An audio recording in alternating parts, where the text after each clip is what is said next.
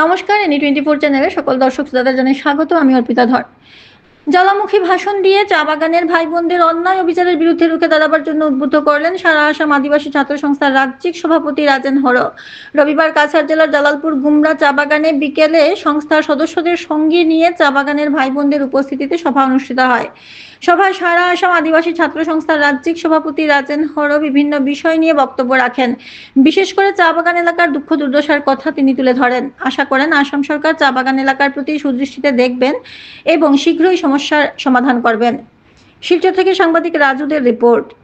আপনারা দেখছেন any 24 channel. এ ধরনের আরো খবর পেতে এনি 24 ইউটিউব চ্যানেল ও ফেসবুক পেজটি ফলো করে পাশে থাকুন।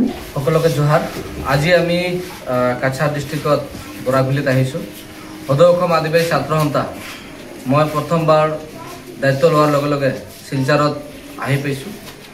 শিলচৰৰ জিলা সমিতিৰ লগত কথা পাতি আমাৰ সদৌ অসম আদিবাসী ছাত্ৰ সন্থাৰ যি জিলা কমিটি আছে আৰু বৰাকভেলীৰ বাগিচাবিলাকত যি সমস্যা গ্ৰেজুৱেটি PF আৰু আমাৰ যিবিলাক বাগানত থকা মা দেউতাসকলক যেনেকুৱা ধৰণৰ মালিক পক্ষই ব্যৱহাৰ কৰি আছে, এইটো আমি তীব্ৰ ভাষাৰে গৰিহণা দিছোঁ। কাৰণ ইয়াত গ্ৰেজুৱেটি বা PF টকা বিচাৰিলে ঘৰ খালী কৰ বুলি যিটো শব্দ ওলাইছে, এইটো অসম চৰকাৰক আমি আহ্বান কৰিছোঁ সদৌ অসম আদিবাসী ছাত্ৰ সন্থা।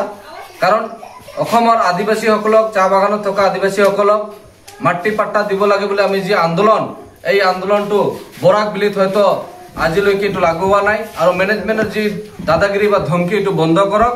অসম চৰকাৰ আৰু লেবাৰ মিনিষ্টাৰক আমি আহ্বান কৰিম যে বৰাকভেলীৰ যি অত্যাচাৰ চলিছে সেইটো অতি শীঘ্ৰে বন্ধ হওক। আৰু যিবিলাক বাগানত PF গ্ৰেজুৱেটি দিয়া নাই, এইটো অতি শীঘ্ৰে দিব লাগে। অন্যথা সদৌ অসম আদিবাসী ছাত্ৰ সন্থাই বৰাকভেলীৰ পৰা আন্দোলন আৰম্ভ কৰিম আৰু এই আন্দোলনটো গোটেই অসম আমি আন্দোলন কৰিবৰ কাৰণে বাধ্য হ'ম।